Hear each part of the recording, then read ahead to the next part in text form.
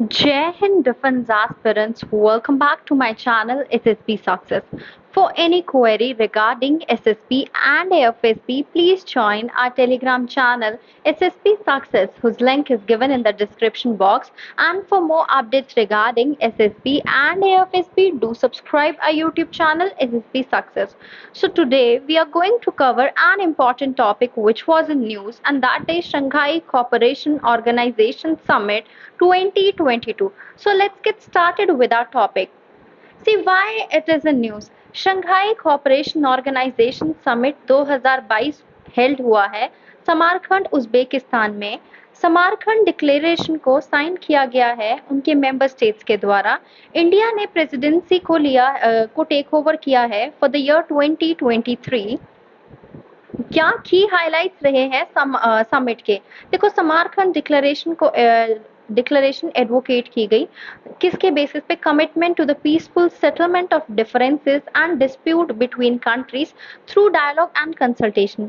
सो किन कंट्रीज की बात की जा रही है? ऑफ कोर्स जो मेंबर कंट्रीज हैं। इन्होंने इस चीज पे स्ट्रेस किया है कि principle of mutual respect for sovereignty, independence, territorial integrity of states, equality, mutual benefit, non-interference in internal affairs, and non-use or threat of use of force are the basis for the sustainable development of international relation. See, मैं आपको example के through समझाती हूँ। कई बार क्या होता है ना कि मेंबर कंट्रीज एक दूसरे के किसमें इंटरनल मैटर्स में इंटरप्ट करती है। फॉर एग्जाम्पल, अगर आपको पता है कि जो हमारे जिस ग्रुपिंग के इंडिया और पाकिस्तान मेंबर है, ओके, आप नाम जो है किस ग्रुपिंग के दोनों जो है मेंबर, आप कमेंट बॉक्स में लिखिएगा। दोनों कंट्रीज जो है, अब इनके जो है डिस्प्यूट है कश्मीर को लेके। सो जब भी इंडिया कुछ अपने इंटरनल मैटर, मतलब कश्मीर पे जैसे हमारा आर्टिकल 370 को रिवोक किया गया, तब पाकिस्तान ने उसको यूनाइटेड नेशन सिक्योरिटी काउंसिल पे उस मुद्दे को लेके गए, जो कि इंडिया का इंटरनल मैटर था। इसकी वजह से क्या होता है, ओवरऑल इंटरनेशनल रिलेशन खराब होते हैं, not in both the countries but पूरी एक ग्रुपिंग की जिसकी दोनों कंट्रीज जो है पार्टिसिपेंट है। ओके, जो मेंबर कंट्रीज है वो प्लान कर रही है कि वो कॉमन प्रिंसिपल और अप्रोच को डेवलप करेगी to form a unified list of terrorist, separatist, extremist organisation जिनकी एक्टिविटीज को प्रोहिबिटेड किया गया है on the territories of the SCO member states. Russia जो है और भी कस्टमर्स की तरफ देख रही है for its gas as western look to cut their dependence on it. आपको पता है कि रशिया से जो गैस लेना बंद कर दिया है वेस्टर्न ग्रुपिंग ने, जब यूएसए ने सैंक्शन लगाए बिकॉज ऑफ रशिया और यूक्रेन वॉर। रशिया ने सजेस्ट किया कि ऑर्गेनाइजेशन को थिंक करना चाहिए about own big athletic event के ऊपर।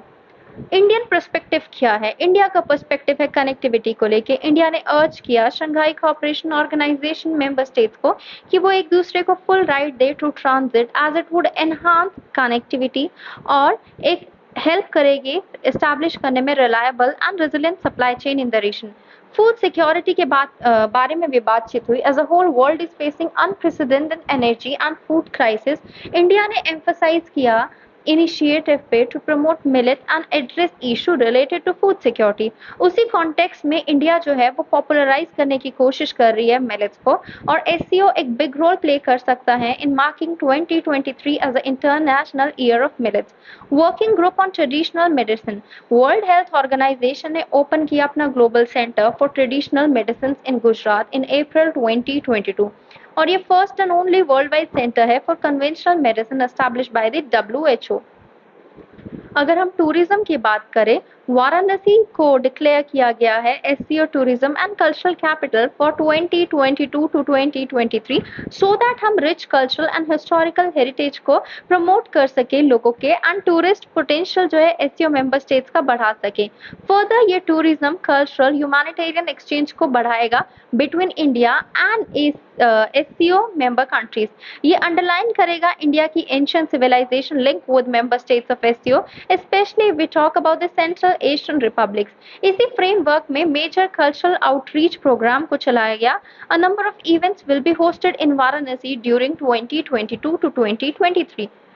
What do we need to know about the Shanghai corporation? देखो, एक परमानेंट इंटरगवर्नमेंटल ऑर्गेनाइजेशन है।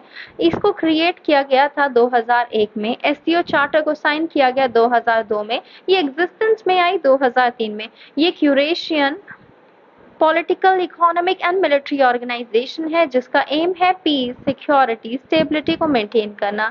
इसको हमेशा नॉर्थ अटलांटिक ट्रीटी ऑर्गेनाइजेशन का काउंटर पार्ट देखा गया है।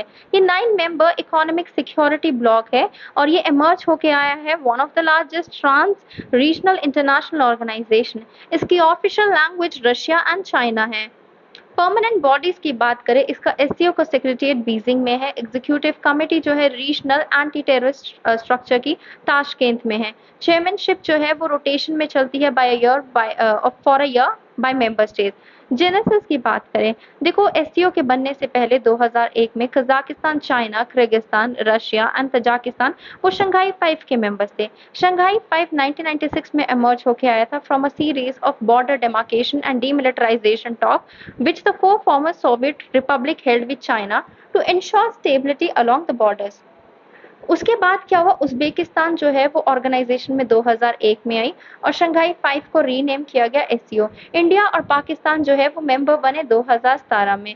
ओके, उसके बाद करंट मेंबर्स की बात करें, Kazakhstan, China, Kyrgyzstan, Russia, Tajikistan, Uzbekistan, India and Pakistan. Iran भी जो है परमानेंट मेंबर बनेगा एससीओ का 2023 में। इंडिया को ऑब्जर्वर बनाया गया था एससीओ में 2005 में और जनरली पार्टिसिपेट किया था इंडिया ने minister level meeting of the grouping में, जिन पे इन्होंने फोकस किया था security, economic cooperation in the Eurasian region. So guys, that was all. I hope you like the video. If you like it, do like it, share it and subscribe our YouTube channel SSB Success. Thank you guys. Bye bye. Take care.